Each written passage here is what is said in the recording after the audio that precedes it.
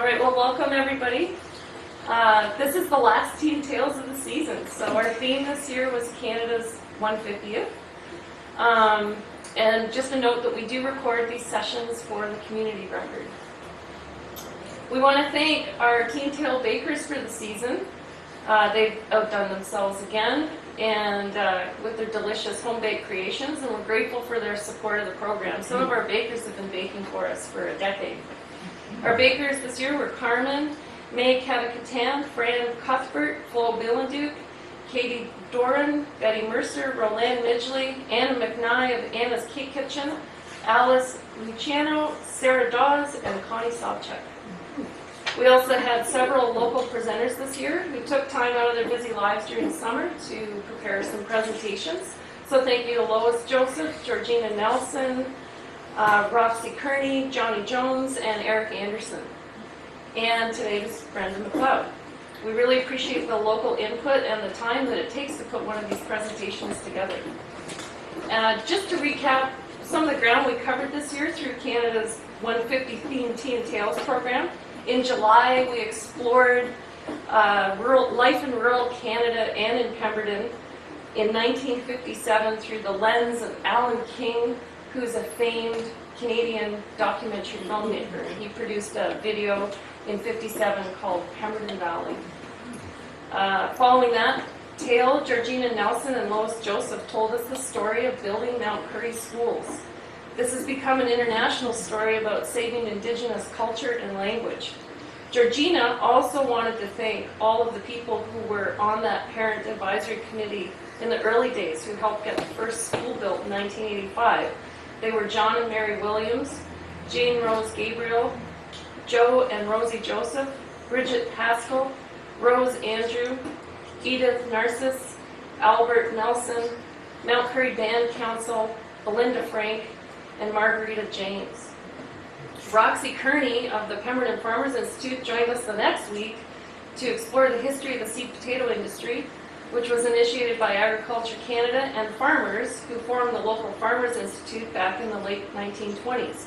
Roxy is a farmer herself and shared some of her expertise on the industry today, as well as some of the challenges associated with the management of agricultural lands. In August, museum staff took us on a romp through Canada in 1858, and we explored the impacts of the gold rush that passed through the region in this period.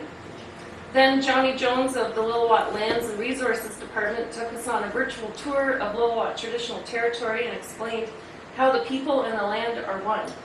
He also presented some of the archaeological evidence that's been found in recent times that supports the elders' stories of the land. And last week, Eric Anderson of the Sea to Sky Forestry Society took us on a tour of Pemberton through In the World News, which was an exploration of newspaper clippings from 1858 through to modern times. And it was a fascinating look at the continually changing nature of Canadian newspapers over time. Eric also donated all of those clippings that he researched to the museum archives. Altogether, these tales represent a diverse array of views, experiences, and personal research about life in Pemberton over the last 150 years. We tried to present the stories in a way that we hope reflects some of the shared history and optimism of rural towns in Canada. And we believe the Pemberton story is a Canadian story, and agree with Eric Anderson that it's the people that dig where they stand that create great communities. Thanks to all of you for supporting the program this summer, and if you missed any of the presentations, you can see them on our website anytime. Nathaniel Dolan Miller, May Catacatan, and Sarah Dawes have been involved in the creation of the videos, and Nathaniel and May are currently waging a war over who will wear the video editing crown for the summer. And we're lucky that we have such enthusiastic staff. Today I want to welcome Brenda Mcleod, who was raised in Pemberton from an early age. Her parents, Howard and Marion Ayres, moved to Pemberton in the early 1950s. Brenda is the current chair of the Pemberton Valley Dyking District and has a passion for local history, including the history and the impacts of the PFRA flood control project. She actually is so enthusiastic about it, she had the federal government ship 2 boxes of records from Saskatchewan so she could review the documents that are truly a story of modern times and an example of large-scale multi-government projects and issues that can arise. Brenda is also the current chair of the museum and has supported the museum with her mother Marion for many years. Thank you, Brenda, for taking the time to tell us about the history of flood control and tourism. So for the few people who don't know me, most of you are very familiar to me, I first traveled with my family to Pemberton in 1958. My mother, Marion Ayres, and my father, Howard.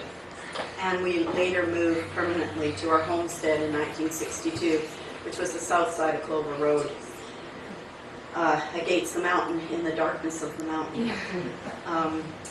And I'm sure that there are people here who have more knowledge and authority than me, and so I welcome you to correct me if I'm incorrect on some of the history, and also to comment that I will really be interested in as well, because even as I was writing an account presentation, with Nikki, came across more information that I didn't know, which is always exciting and interesting.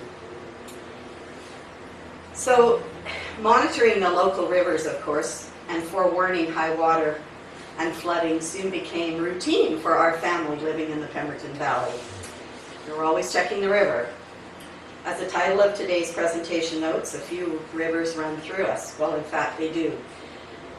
There is the Lillooet River, the Ryan River, the Miller Creek, the Green River, and the Pemberton Creek, which used to be called 1 Mile Creek. Some of you will know that.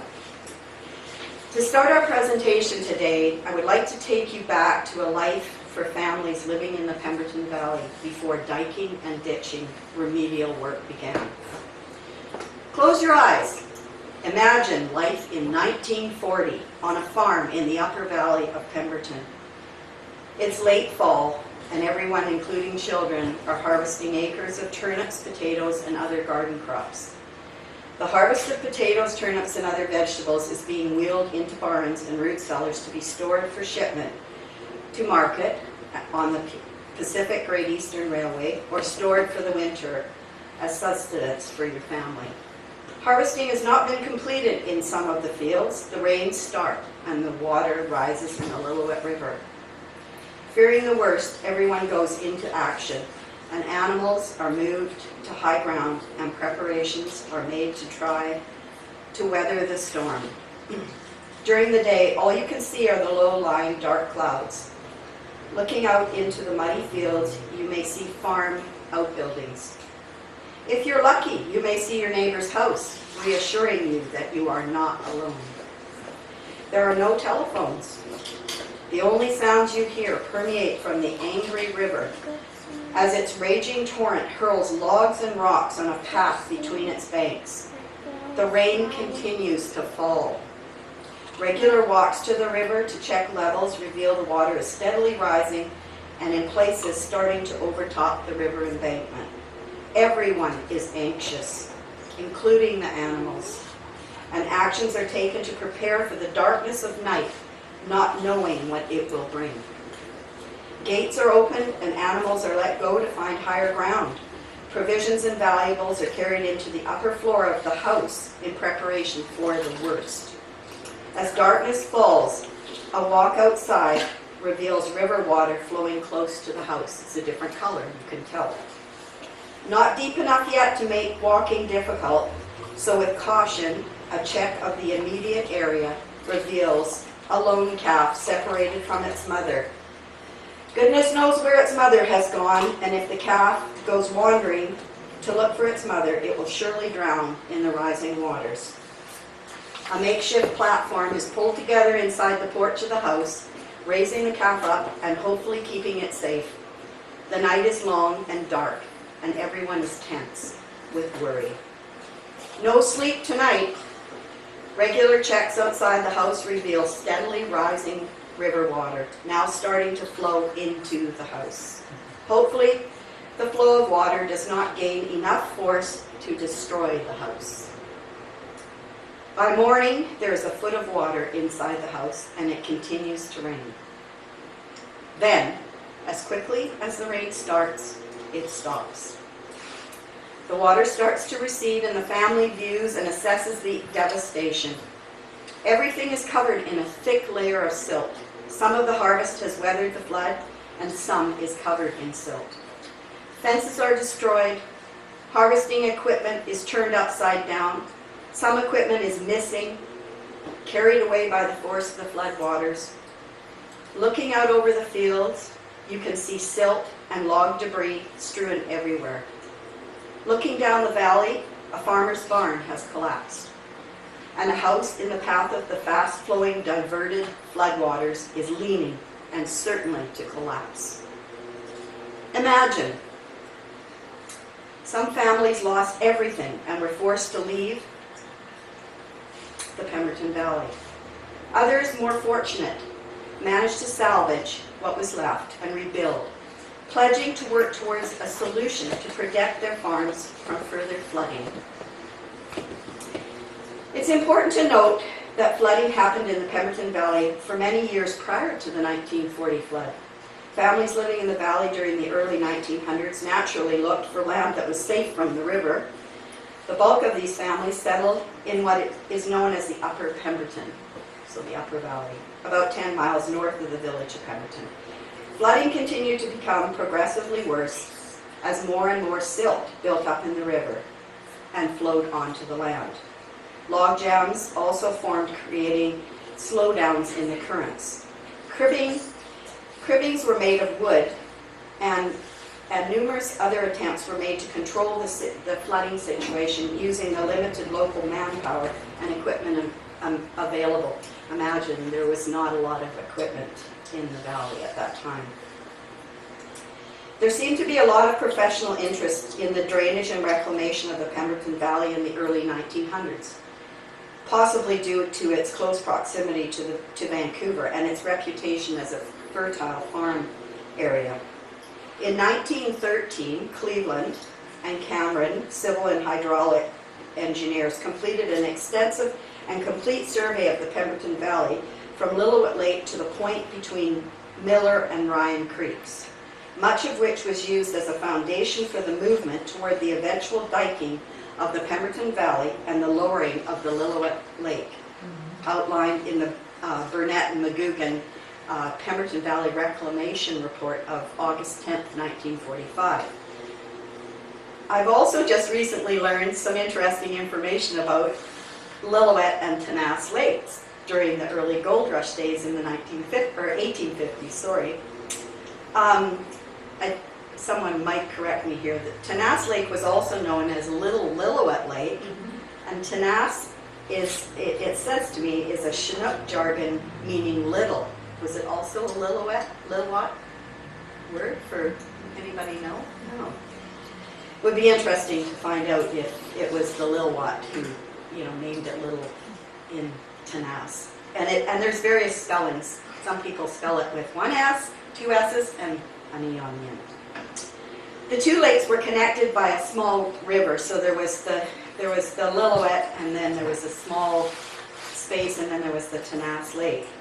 And the smaller river, the smaller lake, the Tenace, differed in elevation about 10 feet from the Lillooet Lake.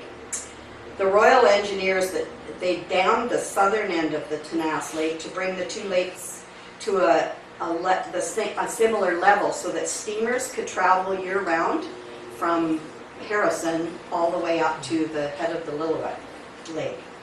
From what information we have, it is believed that the PFRA also removed the remnants of that dam as part of the remedial work that they did on the project at Lillooet Lake.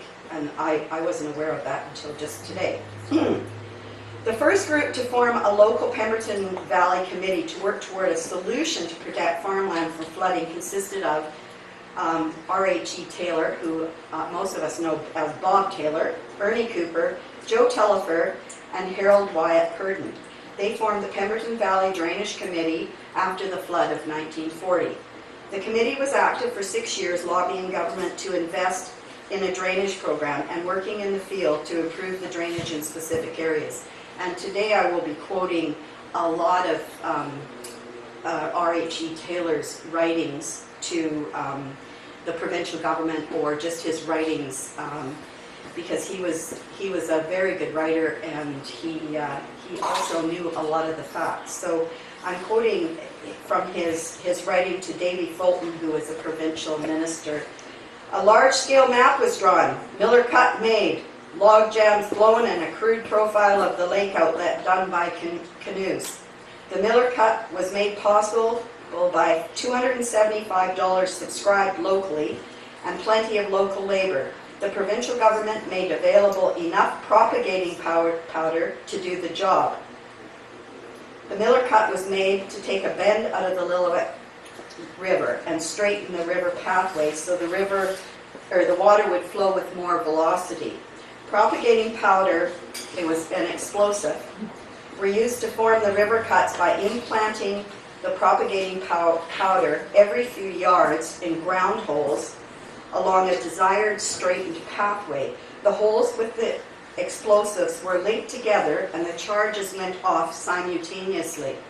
The water from the bend in the river was redirected to the straightened river pathway. Again, I quote R.H.E. Taylor. Actually, it only took a few days to complete, but it was a gala day for Pemberton when Carson carried up the last box of powder and touched off the final blast. This cut demonstrated beyond our fondest dreams that we were on the right track. And very shortly afterwards, we received a visit from the Perry Post-War Council, which was set up by the provincial government to study worthwhile projects at the war's end. He goes on to say, as well, a $10,000 grant was received from the Dominion government, which was the federal government at the time. Most of the money was used to verify the Cleveland-Cameron report profiles of the lake outlet, and the balance was used to secure a rough topography and levels of the Pemberton Valley. Throughout this entire procedure, the Drainage Committee was active in the field, and this included everything from hacking out survey lines, digging shafts, swinging on cables over rapids to get soundings, sleeping out in the rain and mosquitoes, and trying not to get in the hair of engineers. Also written in the other notes of Bob Taylor's, the Pemberton Valley Drainage Committee was set up originally consisting of 3 men. It enlarged itself by adding 5 young fellows who, in the opinion of the original 3, knew the river and would work. And it's interesting because I was reading my husband this, and so my husband, Jeff, said he recalls speaking with Bob Taylor's son, Sonny Taylor, and Sonny recounted to Jeff his recollection of digging shafts to determine what type of material was below the surface to assist the engineers so that they would know what they were dealing with. And likely, Sonny's brothers, Blackie and Martin, were also involved in digging the shafts. I'm sure Bob would have them out there. So, we go on. Monies received from the Dominion government were coming from the Department of Agriculture. Don McGugan was chosen as the engineering consultant representing the provincial and Dominion governments. The Prairie Farmers Rehabilitation Administration, the PFRA, was established by the federal government to help mitigate the impacts of prolonged drought in the prairie provinces during the 1930s and 40s. The Pemberton Dyking Scheme was a first project for the PFRA in assisting west of the Rockies, which was very significant. And also a first where the problem the PFRA was dealing with was too much water rather than too little water. The PFRA, funded by the Dominion government, diked and straightened by making river cuts in the upper Pemberton Valley, 25 miles of Lillooet River, increasing the arable land for cultivation from 1,500 acres to 14,000 acres. The PFRA also excavated ditches at various points in the valley. They facilitated the deepening and widening of the Narrows, which is what was pieced between the lower Lillooet Lake running into Tenaz Lake was called the Narrows. The PFRA said they judged a project by the extent that a community would utilize the project rather than the amount of money involved. Successful PFRA projects brought increased public utilities such as new road construction, electricity, rural mail, and telephone services to communities. I also would like to say at this time too that the PFRA, when they were building the cuts, the only road going up the valley was the only road. And at times it was almost impassable because there would be so much mud. So you had two things going on. You had farmers trying to get their crops to market in the fall when the rains came, and also the PFRA trying to do work in the upper valley with regard to the cuts. And so at points the roads were in really bad shape. So if you can barely see the dotted lines, but all these little dotted lines up there, they look like little bumps all the way down the valley.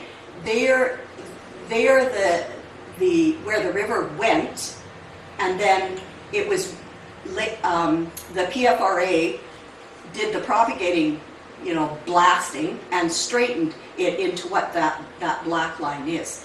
The Mackenzie cut, which goes from here and almost, I think somewhere in final, in here, was 2.7 kilometers long. That's a huge area.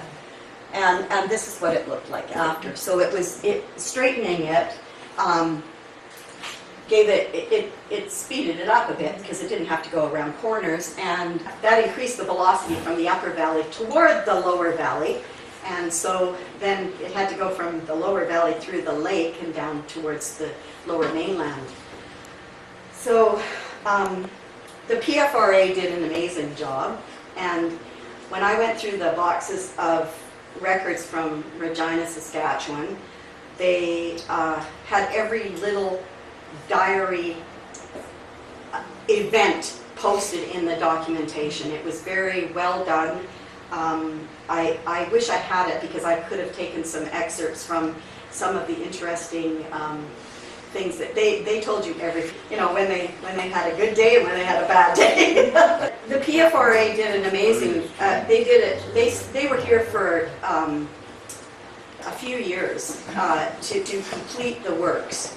And then even after, it's noted in writings that the PFRA continued to keep a fatherly eye on the Pemberton Valley after the project was complete. So prior to work starting on the reclamation drainage project in the Pemberton Valley, a great many meetings were held to discuss the process towards completing the works.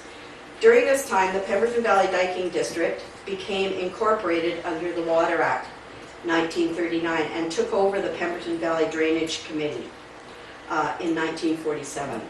A Tripartite Agreement was prepared and in 1948 signed by representatives from the Dominion federal government, the provincial government, and the newly formed Pemberton Valley Dyking District. The Dominion and federal government, they're one and the same, would do the construction. The provincial government would provide rights of way and build access roads, and the Pemberton Valley Dyking District would take over the maintenance once the drainage and reclamation job was completed. Also, the province would pay back to the Dominion government 50% of all monies received from sales of the provincial land. So when the land was sold, they would give them 50% of it. The Pemberton Valley Dyking District inserted in the agreement that the McGugan report be, quote, adhered to. So you had some very strong personalities on the early Pemberton Valley Dyking District board. The Pemberton Valley Dyking District also wanted a clause in the Tripartite Agreement that would define what the works would be considered, when they would be considered completed, because they wanted to know how far they were willing to go, even if they went over budget. After much correspondence and meetings, the Tripartite Agreement was worded to include, and I quote, "The works would be considered complete when so stated by Honorable J.G. Gardiner, Ministry of Agriculture for the Dominion." So many years of hard work and thought and professional expertise have been committed to this point prior to implementing the Pemberton Valley Drainage and Reclamation Project. The rivers, the lakes, and the Pemberton Valley have been studied extensively for over 35 years up to this point. The plan and its timeline was very clearly laid out. So why was the plan not followed through as laid out by the Cleveland and McGugan reports? From the correspondence I have read, it appears it comes down to politics, an untimely dispersal of funding. It was calculated that the works in the lower and upper Pemberton Valley would cost approximately $118,000, and the lowering of the Lillooet Lake by deepening and widening the outlet into Tanas Lake would cost approximately $400,000. Why then did it cost $1 million more than McGugan estimated to drain the Pemberton Valley, and the works were not completed? So, again, a quote from R.H.E. Taylor to E. Davis Fulton, of the provincial government. The answer is very simple. The McGugan report, in its suggested sequence, was not carried out. The plan to start at Lillooet Lake and proceed up the river through the zones as drawn and described, learning as work proceeded, and providing proper channels for the increased velocities that were contemplated. Engineers knew of this, as was portrayed earlier, by insistence of local responsibility for the Miller Cut. But what transpired? The first funds for construction in 1947 amounted to $100,000. This would not lower the Lillooet Lake, quite obviously, but it could have gone towards the preliminary works such as clearing, building, roads, and surveys. It did not. And to quote Honorable E.C. Carson at a meeting, he was a provincial government ministry of the provincial government representative, at a meeting called by the Pemberton Valley Dyking District in March 1951, I must agree with Mr. Taylor that in this report by McGugan, it was projected essentially on the continuance of a progressive program beginning with the lowering of the lake. That is where the project fell down. It was early in 1948 that your trustees of the day, this is another quote from R.H.E. Taylor, who took over from the Drainage Committee when the district became incorporated, called for explanation of the spending of the first $100,000. A plan was submitted to spend this money at the lake, but was turned down. It must here be said that considerable pressure was being brought to bear upon the Dominion government by those within the district to get the river bends cut in the upper reaches with this money. There were very few people in the lower reaches to raise their voice, but it should be here recorded that the district organization realized what could and did happen when the political side refused to back up the engineers. And while it cost the Dominion the $1 million before the smoke cleared away and Honorable G. Gardner decided the work was completed, it has left us with exactly what we stated it would in 1951. Matters in 1951, these are all quotes from R.H.E. Taylor's letter to the provincial government. Matters in 1951 had arrived at such a stage that the district had no assurance of what would be considered completion. Our 7,000 acres of land could not take on the cost of maintenance. Our lower land in the lower reaches were inundated. The Dominion government were faced with claims from farmers who lost not only crops but suffered erosion of topsoil. Friction between the district and the engineers in charge was at a very high tension. Roads were underwater and the whole lower valley was disorganized. The lake, by then lowered, had not relieved the situation because the works from the lakehead up were not yet constructed, and the velocities from cut bends in the upper valley were steadily increasing and still are. Therefore, in March of 1951, a meeting was held in Vancouver.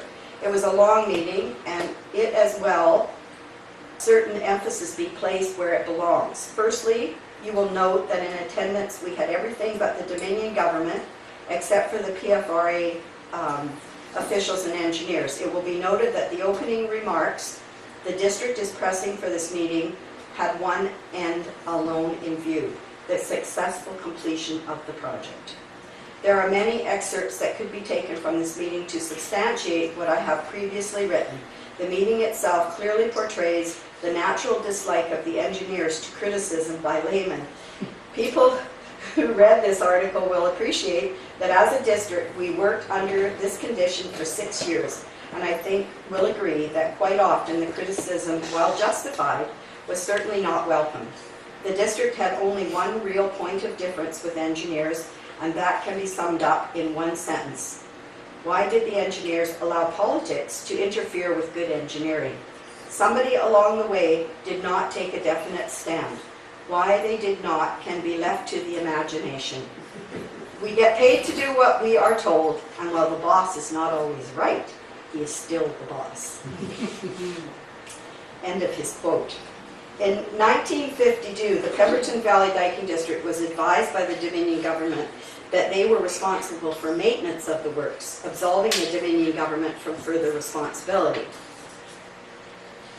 The incredibly detailed engineering plans for reclamation and drainage of the Pemberton Valley were not precisely followed. Instead of lowering the lake and widening and deepening the narrows between Lillooet Lake and Tenace Lake first and observing the effects of the Pemberton Valley, money was directed to making cuts in the upper Pemberton Valley. The increased velocity from the cuts in the upper valley increased the flooding in the lower end of the valley, which was possibly relieved a bit once the narrows, Lillooet Lake to Tenace Lake, was lowered. Some of the remedial work that resulted in the increased financial cost of the project could possibly have been avoided if the engineered plans had been followed and the original plans for the entire valley followed through on and completed. So what they had hoped would have happened, the engineers, was that lowering the lake would have, and then observing, they would have seen how much remedial work would need to be done in the different areas. They could reassess and re-engineer it, but that didn't quite happen. I'd like to take this opportunity to acknowledge the tremendous amount of volunteer effort and dedication Bob Taylor put forth over his lifetime to chronicle and work toward flood control in the Pemberton Valley. Bob never retired from his commitment to the Pemberton Valley and advocating for support. He was writing letters until he was well into his later life. Today, the Pemberton Valley Dyking District continues to carry on the commitment to control flooding in the Pemberton Valley. During high water events, the district pays close attention to weather forecasting and freezing level information, as well as river and creek water levels. The Lillooet River has a water level information station north of Pemberton, directly connecting the BC Weather Forecasting Station. Our environmental consulting firm has assisted to develop an early warning system with cameras to provide the community with real-time monitoring of events associated with slides in the Meager complex as soon as they may happen at the north end of the Pemberton Valley. That's all happened since the Meager event. In 2013, after 17 years of lobbying federal and provincial governments, the Pemberton Valley Dyking District finally received approval to remove gravel bar deposits from the Lillooet River. This was a huge, huge accomplishment for the Dyking District. So now these are the Big Sky Bar, the Belkin Bar, Beam Bar, and also Miller Creek and Pemberton Creek gravel buildup. The Pemberton Valley Dyking District now has a regular program to remove gravel bar deposits every 3 years from the Lillooet River, which allows for increased water volumes during high water events. It's really important to note that we don't have to go through the permitting process every 3 years either, which is huge. It takes probably 2 or 3 months to do the permitting process. So we don't have to do that anymore. We can just have a program. So recently, the Pemberton Valley Dyking District was successful in obtaining a $600,000 grant, this just happened this year, from the federal government for hydraulic modeling of all the rivers flowing through our valley and to create modernized, updated floodplain mapping. This process will resurvey cross sections to assess level of aggradation and provide forecasting for mitigating structural upgrading of current infrastructure. That was just, and we don't have to pay it back or anything. It's $600,000 of money to model every river in the valley. And now just some high water events to note. October 2003, highest water levels on record, widespread flooding east of Highway 99 and Lillooet River Bridge. September 2015, third highest water levels on record, minor flooding in low-lying areas, no dike issues. We received $400,000 from Provincial Disaster Financial Assistance Program for gravel remover and dike repairs. So what happens with these, when we have an event and we receive emergency funds, the Dyking District has to pay 20% of the money they receive. So a Dyking District, we calculate what it's going to cost to do all the repairs from an event, the damage, and we submit that, and when it's approved, then the Dyking District has to come up with the 20%. And we've had so many events that it's becoming a bit of a concern. We still are able to keep up, but 20% doesn't seem like a lot, but after you have an event 3 years in succession, it becomes quite a bit of money. We also, in November 2016, had the second highest water levels on record, flooding in areas with no dike protection only. All areas protected by dikes had no issues of note. We again received $400,000 from the Disaster Financial Assistance Program. Thank goodness for that.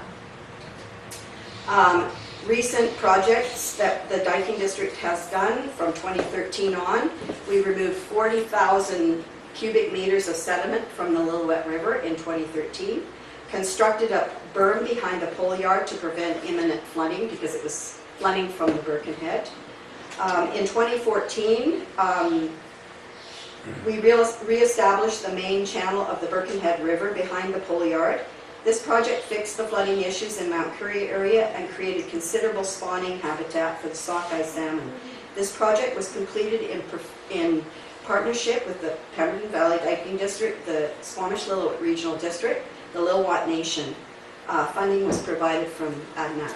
It's actually probably the best meeting I've ever been at, where all stakeholders came to the table to work on a problem in the valley and work out a solution together and all put in money. And the last people, their hand up and offer money was the provincial emergency program. That was really good, and I think that's really helped that whole area. It's helped residents of Mount Currie and the adjacent areas too. And the road doesn't flood anymore. The Lillooet Lake Road, it used to flood. We also in 2014 developed a quarry on the Green River Road. So we have a quarry down the Forestry Road there that we can use materials in times of emergency, or if we need to use material for, maintaining, topping off dikes or maintenance. 2015 raised 3 kilometers of the Ayers Dike on Northwest Road. This certainly helped mitigate flooding during the 2015 and 16 because it keeps the water from going from the Lillooet from going towards Mount Currie. And all in the back, like the plateau and down towards the industrial park area. Funding of $600,000 was split 3 ways between the federal, provincial, and the Pemberton Valley Dyking District governments under the Building Canada funding program to do that.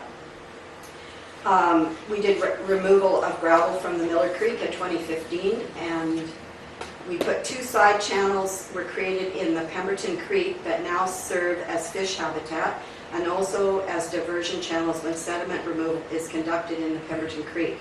We removed 1,200 cubic meters of sediment on the side channels once they were constructed. So now what we can do is we can easily divert the fish in the water into a side channel and close off the creek until we can get the gravel degradation or aggradation out from the bottom of the Pemberton Creek, and that will help because the highway is pretty close to the level of the water at times when in high water events.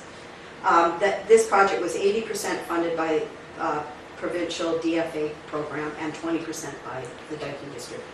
We also removed 18,000 cubic meters of sediment from the Lillooet River, funded 100% by the Pemberton Valley Dyking District. That was a year ago. This year, we removed another 18,000 cubic meters of sediment from the Lillooet River in response to the 2016 high water event. And we will be removing 1,200 cubic meters of sediment from Pemberton Creek in 2017 when the fish window is open. We also will be removing 4,000 cubic meters of sediment from the Miller Creek in response to that 2016 high water event. And we're also remodeling all creeks and rivers in the valley and creating it. That's the $600,000. So in closing, I would like to acknowledge and honor, this is the important part, the brave pioneers of the Pemberton Valley who endured the constant flooding of their homes, their farms, and their crops, always moving forward with a positive outlook, full of optimism and good cheer. And I can tell you, this is the most delightful part of the whole presentation. I want to read to you some poems and reflections, because despite all the negative that was happening around them, and the water coming up and the ruining of crops and having to rebuild and all that hard work that had to happen, there was still a positive attitude. This is the first poem, and unfortunately I don't know who wrote it. In the beautiful Pemberton Valley where the spuds and the turnips grow, where it's 100 above in the summer and in winter it's 40 below. The scenery's grand, just like Alpine, with glaciers and ice and snow. The tourists all say it's just lovely. They should see when it starts into flow. Soon there came a group of strong heroes. They were known as the PFRA. They dug ditches, made dikes, also mud pies. 'Twill be dry in a couple of days. We'll level the mountains if need be, was their boast as they fought and they dug. With no mountains, no glaciers, no snow or ice, how can there be any flood? They wrestled and toiled year after year, accomplishing something, I'm sure, building roads, blasting rock, raising taxes, while the farmers got poorer and poorer. They even straightened the river and lowered the lake below. Still the water got deeper and deeper. It didn't have no place to go. It ain't like the prairies, cried one lad, as he pointed to the mountains around. When God made British Columbia, he forgot to level the ground. But at last the great struggle was ended. The water subsided, they say. No more floods to bother the farmers. It's just like a desert today. The potatoes are growing real nicely. Everything's grand. It's a treat. The people are happy and healthy, except all the kids have webbed feet. We thank the PFRA, gentlemen.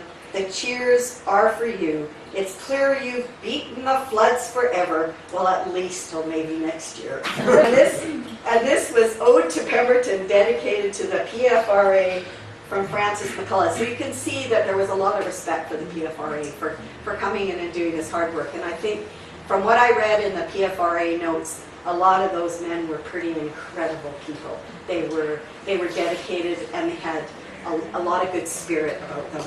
Here's to the lads of the PFRA. Long may they live and be happy and gay. They drained our wet valley, made it so fair. We can now grow our crops with never a care. We have fretted and fumed over ditches and cuts till we nearly drove us and the PF all nuts. But at last with a sigh, the PF can say, let's hope the dikes stay forever and aye. On the maps we were once just a tiny wee dot. Let's make it grow into a big black ink spot. And clover and grasses to roots, cattle and hay. Men and women like you can sure make it pay. We have notable prize winners here in our ranks. To them and our worthy pioneers we give thanks. Keep up the work, boys, and honor their name. They laid the foundation of Pemberton's fame. So let's pay up our dike tax and keep a big smile. It's much better than filling sandbanks by the mile. Let's all get together and give a big cheer for the PFRA, one and all. So hear, hear, by Frances McCullough. And this is written by Edith Perkins, and a lot of you know the Perkins family. I know the family of Pemberton Valley. It's not dated, but she's talking, it's a prologue. In 1931, we summered at the forks of the Lillooet River and were privileged to witness the prologue to the flood era, so soon to plague the lower Pemberton Valley. The North Fork of the Lillooet is a banker. He emerges from the glacier conservatively, impeccably tailored in glacier gray. He immediately proceeds courteously, yet inexorably, with his dedicated task of amalgamating the excess wealth of the Fraser River. The South Fork is a wild Irishman with an insatiable curiosity. Originally christened Meagher, now chagrined by the name of Meagher, he tries to justify both sponsors. In the winter, he is a peaceful Meagher stream, though trailing his coat periodically with the warmth of springtime, he meanders happily from hill to hill, renewing old acquaintances and prospecting for new ones. Summer sunshine raises his blood pressure. He remembers the insult to his name. He turns ruddier with an extra shot of hot springs water. He calls it Saturday night. He rolls small rocks, overturns the larger ones, pushes them down the slope, gurgles over to party with the beaver, gets them thrown out, grumbles over to a big rock, wrestles it, too heavy, throws gravel in its face, and leaves it high and dry, rushes over to argue with the tree, undermines it, and rearranges all nearby bushes. Good fun so far, but should a thunderstorm growl around his head, he goes berserk. Not even the discipline of the North Fork could protect his red coat from the curses of the ruined farmers 40 miles below. Repentance follows, and he curbs his exuberance till his generosity attracts the salmon. This bat over, he settles down to be Meagher again, a full circle. And that concludes my presentation.